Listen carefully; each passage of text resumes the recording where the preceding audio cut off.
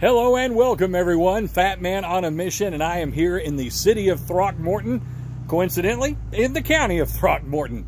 And I tell you what, it was a beautiful drive over here. I did get over here later than what I had planned because work commitments kept me about 2 hours longer in Amarillo than what I'd planned. But coming across on 1919, saw some of the most beautiful part of North Texas that I've ever encountered. It was absolutely gorgeous, even coming out of Quanah.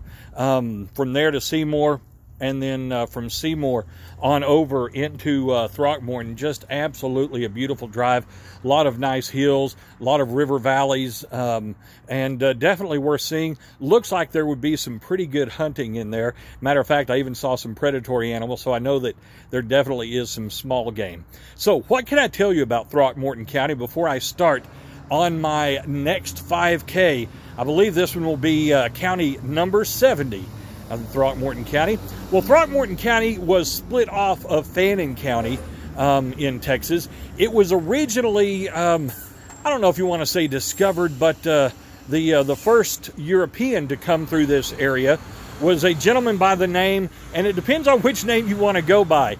It is either Pedro Vial or it is Pierre Vial.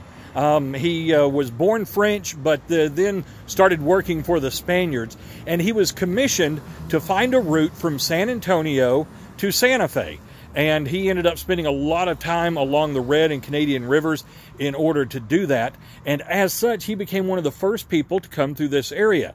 Now, his route was not the most direct route, and so it was redone, and he was the last European to come through this area until well into the 1800s. That is when we began to get some settlers in this area. The U.S. Army began to look at providing some protection.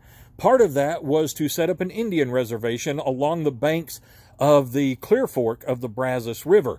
Now, as they did that, they decided they needed to be able to protect the Indians themselves, and so they set up Camp Cooper.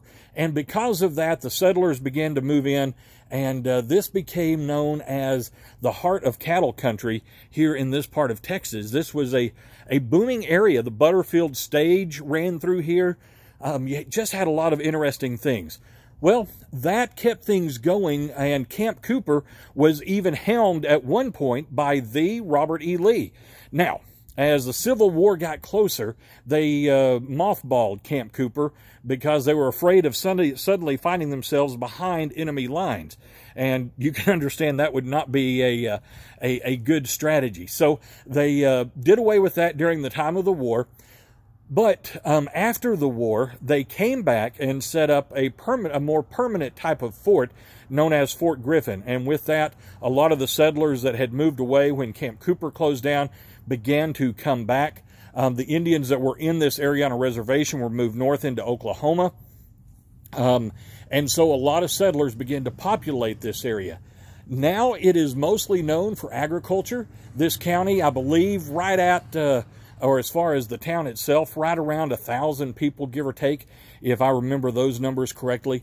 But just absolutely a beautiful place if you get here. And I want you to take a look at that. I'll show you some pictures later, but that is one of the more beautiful courthouses that I've seen. True to a lot of the courthouses in this area, it is quarried from area limestone, and that is what they use to build the foundation of it. But it has been here for a long time, since the mid-1800s. And again, one of the more beautiful examples of a courthouse that I have seen in this area.